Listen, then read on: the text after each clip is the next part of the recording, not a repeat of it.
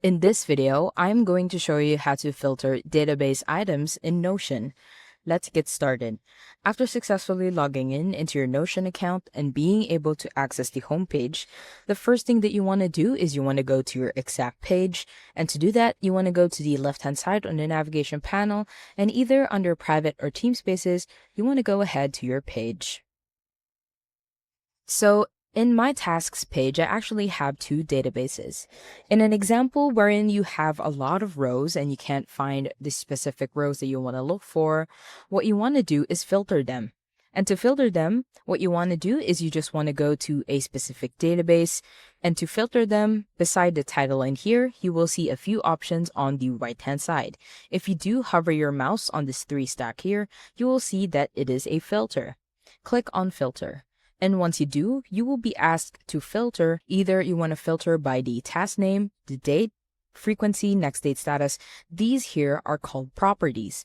Now, depending on the database that you have, this would actually look different. Now, let's say I want to filter by task name, and then we will actually type a specific value. Let's say I want to do salary. And if I do, it will actually show the salary only. Now, we can delete this by actually clicking on the filter itself, and on the three dots, just click and then delete filter. Then everything will come back. Let's say I want to add another filter, but the filter would be an advanced filter. And to do that, you want to go and click on filter again, or on the right-hand side here.